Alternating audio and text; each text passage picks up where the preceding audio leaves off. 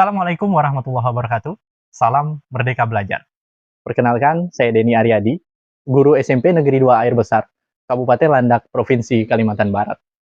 Setiap guru pasti dihadapkan dengan keberagaman peserta didik, mulai dari karakteristik, minat, gaya belajar, serta tingkat pemahaman yang berbeda-beda.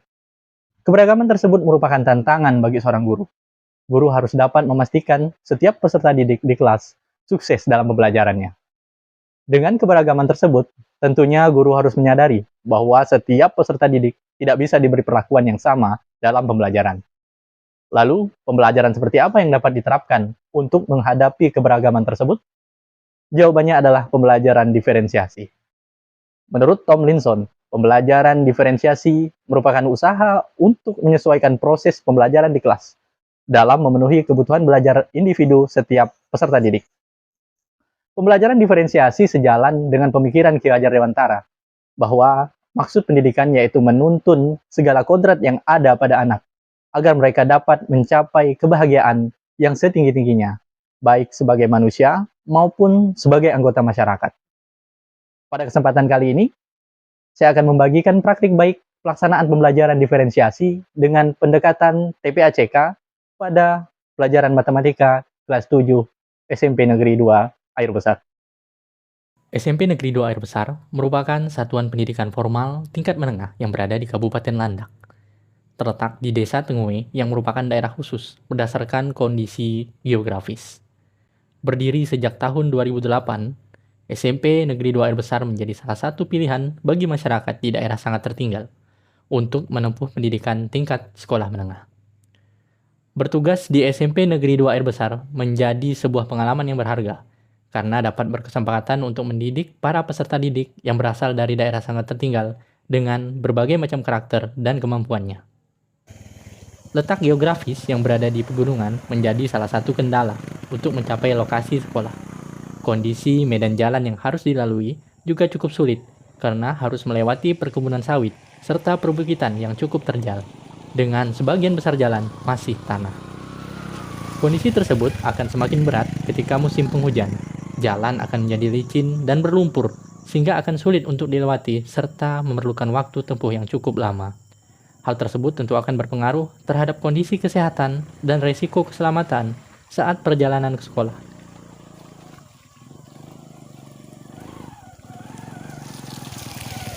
Sarana dan prasarana yang belum memadai juga menjadi suatu kendala, antara lain belum adanya jaringan listrik dan akses internet yang terbatas.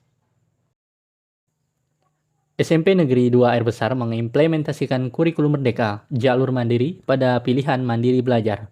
Sejak tahun 2021, dengan melaksanakan pembelajaran diferensiasi dan proyek penguatan profil pelajar Pancasila. Pembelajaran diferensiasi sangat penting diterapkan karena dapat mengakomodir kebutuhan belajar peserta didik yang berbeda-beda berdasarkan kemampuan, minat, dan profil belajarnya masing-masing. Praktik baik pembelajaran diferensiasi ini dilatar belakangi dengan kondisi pembelajaran di SMP Negeri 2 Air Besar. Berikut merupakan tantangan-tantangan yang menjadi tanggung jawab bersama untuk dibenahi. Berdasarkan rapor pendidikan tahun 2023, nilai literasi dan numerasi masih di bawah kompetensi minimum. Tantangan selanjutnya adalah pembelajaran matematika yang selama ini dilaksanakan masih monoton dan belum berpihak pada peserta didik. Pembelajaran matematika masih berpusat pada guru atau teacher center sehingga peserta didik menjadi pasif.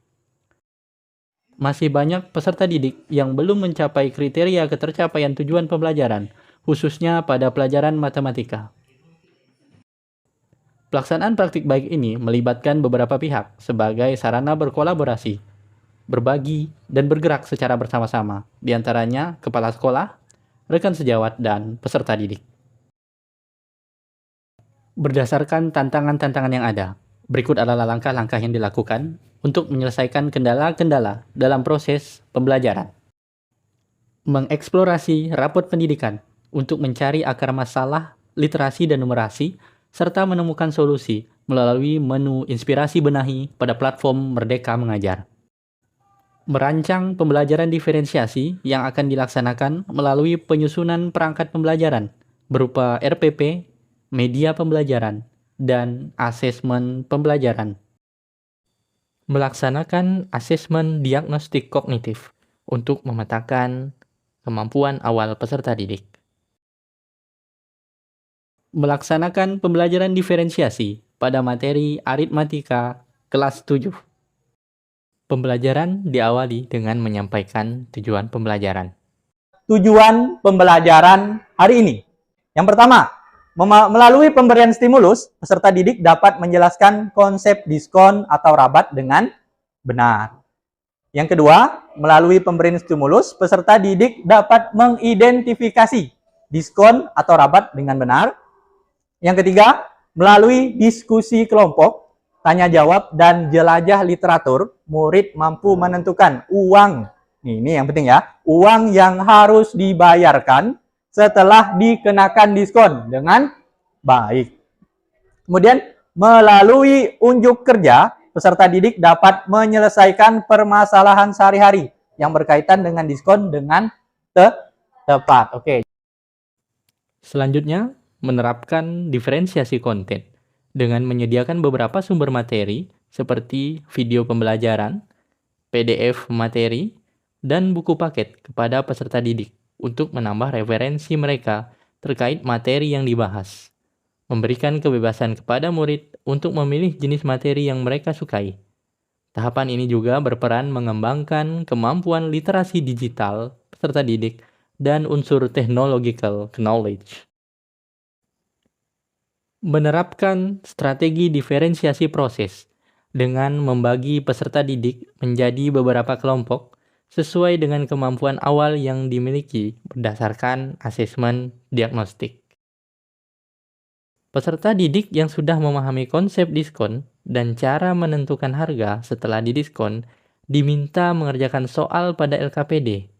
Guru menjadi fasilitator jika murid mengalami kendala dengan memberikan pertanyaan arahan.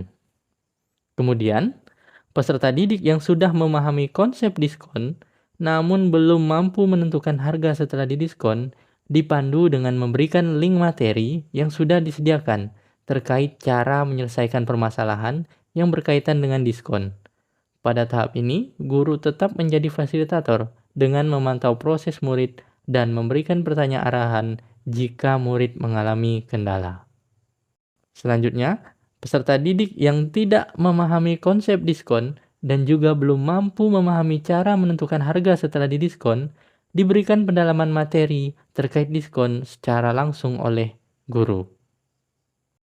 Pada tahap ini, guru harus memiliki pedagogical and content knowledge yang merupakan unsur dari TPA-CK.